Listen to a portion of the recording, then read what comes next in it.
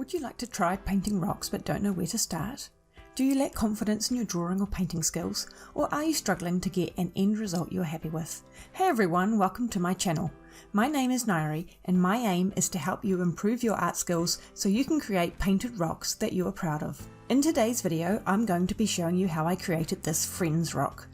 If it looks more difficult than what you'd normally be comfortable drawing or painting, please don't worry. I'll take you through the whole process step by step. If you are new to my channel and enjoy watching this video, please click subscribe below, and if you've watched a few and want to jump straight to the drawing, the design or painting steps, you'll find the timestamps below in the description. First off, you're going to need a rock. For this design you can literally select any shape and size rock that you like. However, I would suggest that you select a reasonably large rock to make painting it a bit easier. You'll need white acrylic paint and a flat brush for applying the base coat, a pencil and eraser for a quick SketchUp of what you're going to be painting, a ruler to help you create some guidelines on both your picture and rock, and an assortment of bright coloured acrylic paint colours. I've used Uni Posca paint pens. The colours I've used in this one are listed below in the description. I tend to use a mixture of both PC 3M and PC 5M thickness paint pens, but I also use a fine black paint pen and a fine white paint pen, which are both Uni Posca PC 1MR thickness. This is as fine a pen as you can get in the Uni Posca range. And finally, you'll need a sealer. The first thing you're going to need is a rock, which I buy from my local landscaping supply or hardware store. When selecting a rock for painting, if you can find one that has both a smooth surface and a flat face, this will make drawing your design onto the rock and painting it much easier. Step 2 is preparing the rock for painting.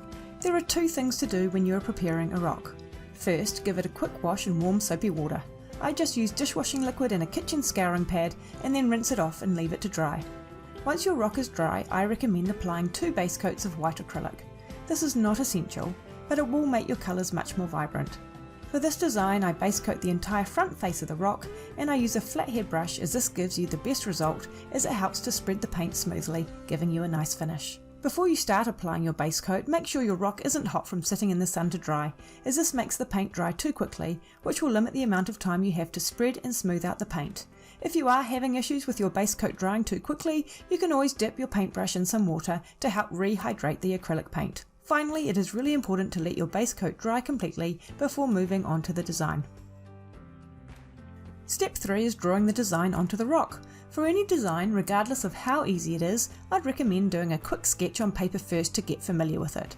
There are 2 key components to the drawing stage that are important in getting a great end result. The first is how to draw the 3 friends, and the second is how to position them on your rock so that they are centered, they are in proportion, and the full picture fits on the rock without any part of it being cut off.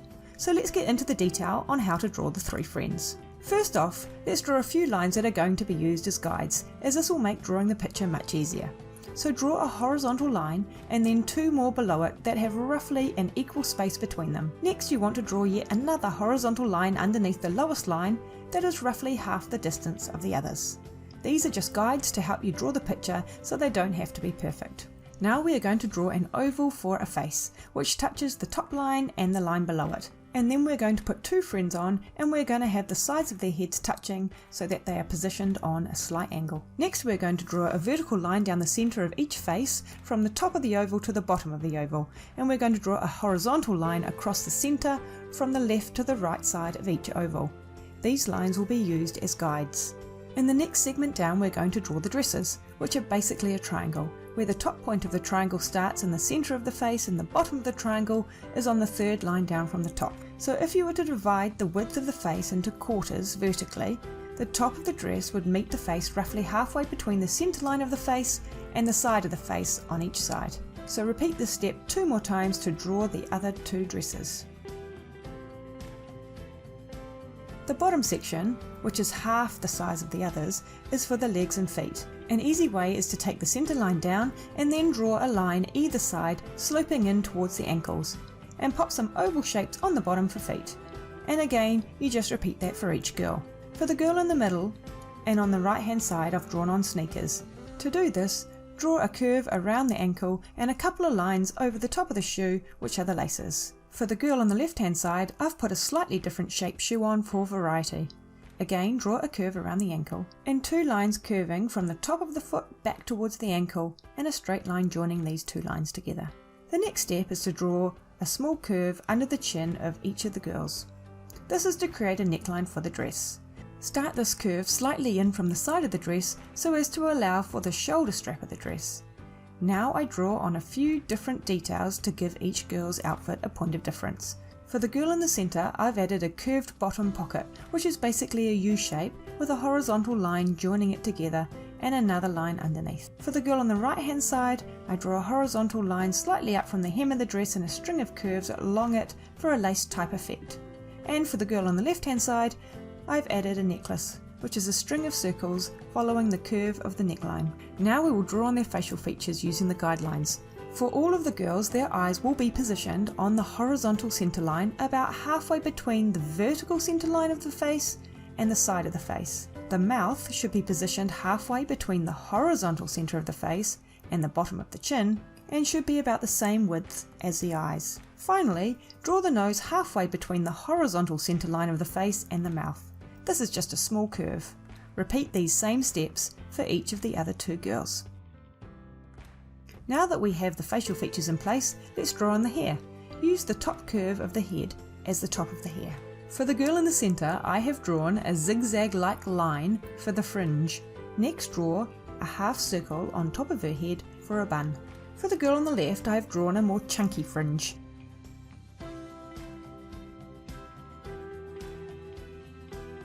For the girl on the right, I have drawn a side part. So draw a line at the top of the head from the left of the centre to the horizontal centre line of the face on the right hand side, and a line from the part to the horizontal centre line of the face on the left hand side. Next, let's draw on the ears. At the horizontal centre line of the face, starting slightly above and finishing slightly below, draw a little curved line for an ear. Because the girls' heads are touching, we're really only going to see the ears on either side of the 3 girls, but if it makes sense to draw in any of the others, then do so. Now let's draw on the arms, starting with the girl in the centre, who has both her arms over her friend's shoulders. Slightly up from where the dress meets the face, draw a horizontal line on each side to the next girl's face. Then draw a line, which starts from roughly halfway between where the 2 girls' dresses meet and the top of the dress. This line should curve upwards as your arm is wider at the armpit and narrower as you move away from it. Now we want to draw the outside arms of the 2 girls on each side, as these arms will be resting by their sides. So draw a curve for the shoulder, starting from the point where the dress touches the face, and then extend the line down vertically and draw on a hand over the dress above the hem. Just keep it really simple. This rock is very stylistic, so it doesn't have to be perfect. Once you've drawn on the arm that is resting, you can draw the middle girl's hand resting on her shoulder by showing 4 fingers wrapping around it, and adding a little bump wider than the shoulder, as the hand will be on top of the shoulder, therefore adding to its size. Repeat these same steps for the girl on the other side. Now we just need to draw on the side girl's inner arms, which will be going up and over their friend in the centre's shoulder. Finally, I've added the last details of the hair. The girl on the left has straight hair, so draw a straight line down from the point where the bottom of her ear meets her face, sloping outwards past her shoulder, and then straight back across the bottom. And for the girl on the right, draw a gentle curve which gives her hair some flick. Again, starting from the point where the bottom of her ear meets her face and sloping outwards past her shoulder. And that's it! I'll link it up now and erase the pencil so you can see the final image more clearly. You'll notice when I'm inking it up, I add a slight curve to both the sides and the bottom of the dresses. This is to make them have a bit more movement and feel less rigid. Now that you can draw the design on paper, let's go over how to position it on your rock.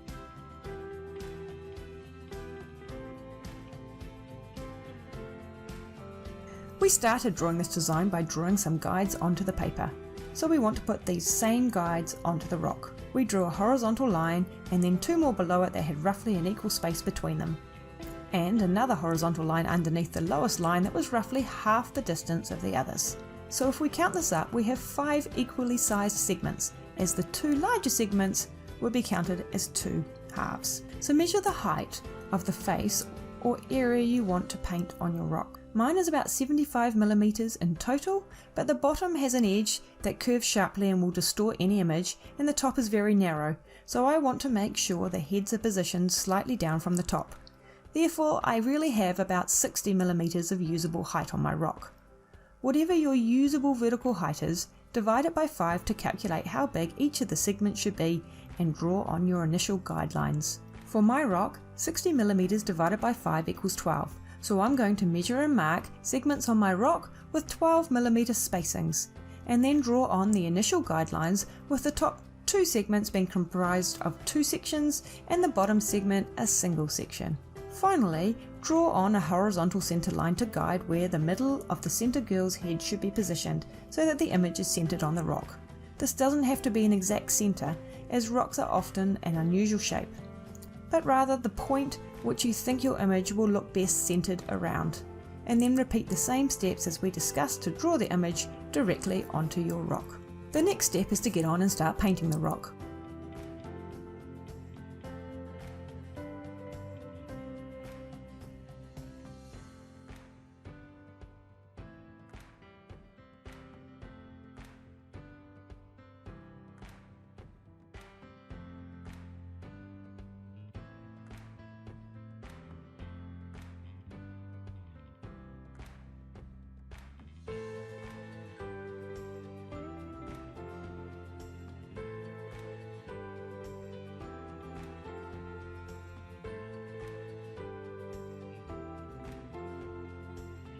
Whilst you might be tempted at this stage to draw black outlines around your image on the rock to make it easier to paint, I would avoid doing this.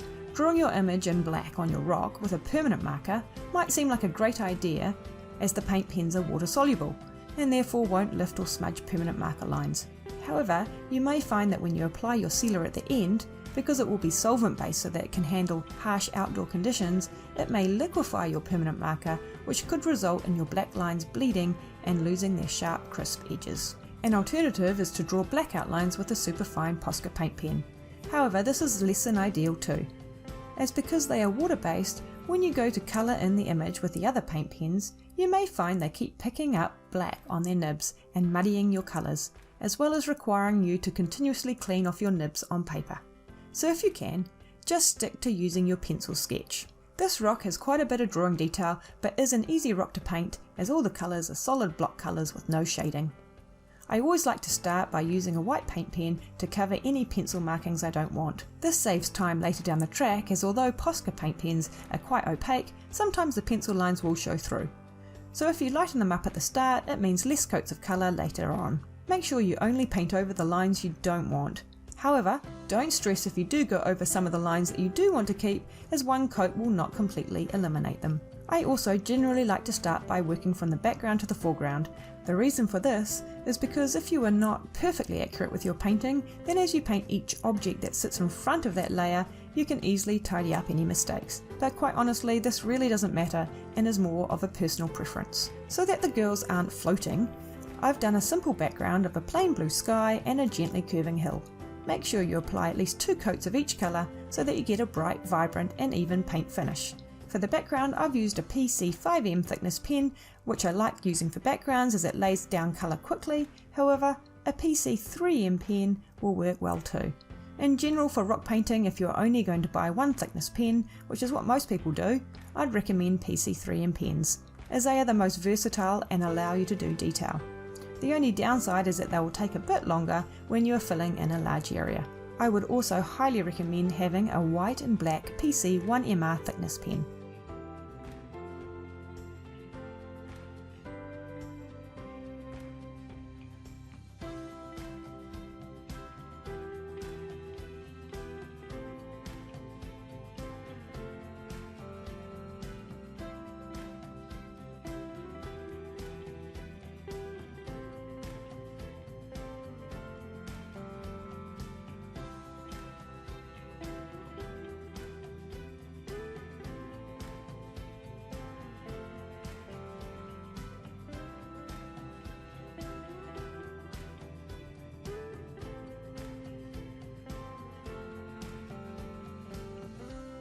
Next, I've painted the girl's skin, again applying 2 coats. This colour is actually light orange, which is Posca pen number 54.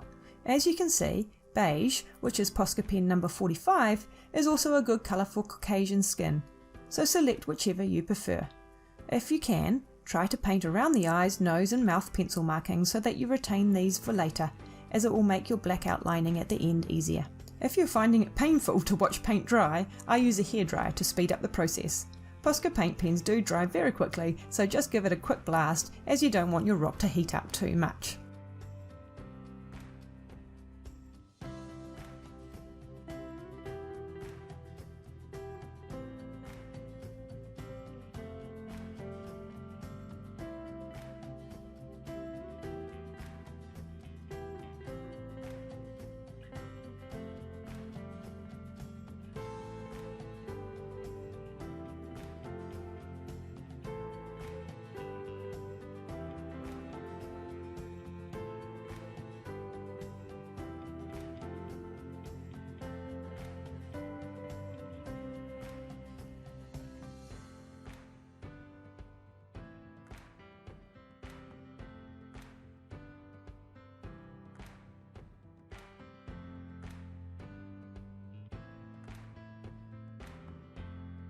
Next, I use my white PC 1MR paint pen to tidy up a few details and add a bit of a curve to the bottom of the girls' dresses before I start painting in the dresses, shoes and necklace. Again, I apply at least 2 coats, but if you choose to use the same colours as me, the orange dress, which the colour is actually named bright yellow and is number 3, then you probably need to apply more than 2 coats, as this colour is less opaque.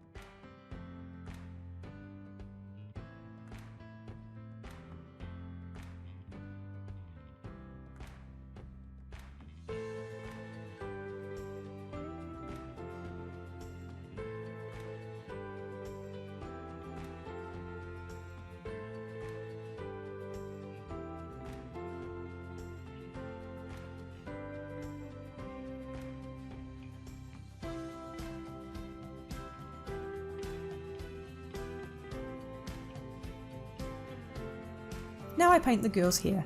When applying 2 colours directly next to each other, make sure the first colour is dry so they do not bleed into each other.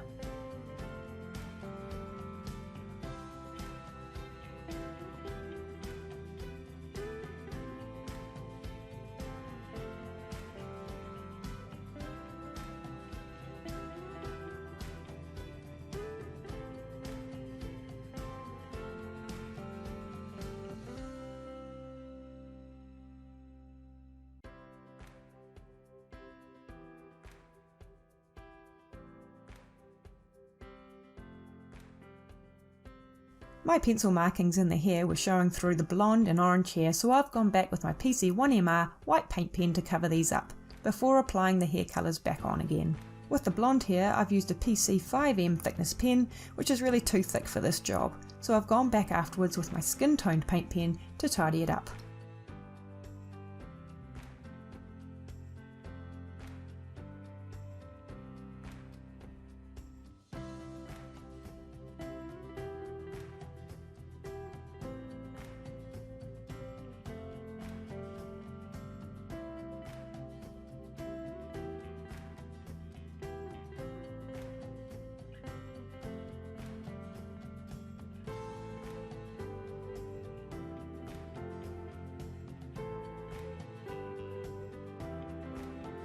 Once everything is painted, I use my black PC1MR paint pen to do the outlining. This is when the painting will really start to come together, but it is also the stage where you might feel a bit nervous. But don't worry, if you make mistakes, which you will see I do a number of times, they are very easy to fix, and the more relaxed you are, the easier you will find this to do.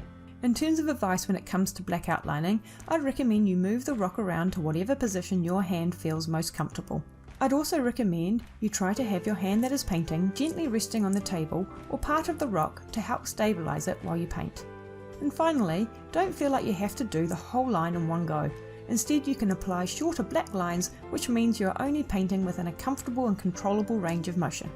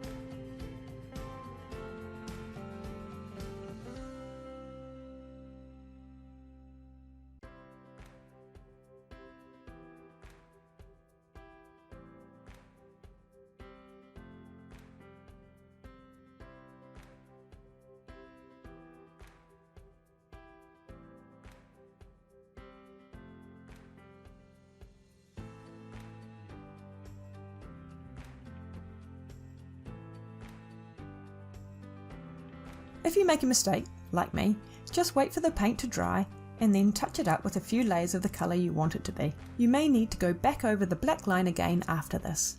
Also, after you've painted on the black outlines, if you are anything like me, they won't track perfectly against the colours. So if you like things to look perfect, you can go back with your colours and touch up any areas. And finally, I apply little dots of pink on the cheeks and you're done!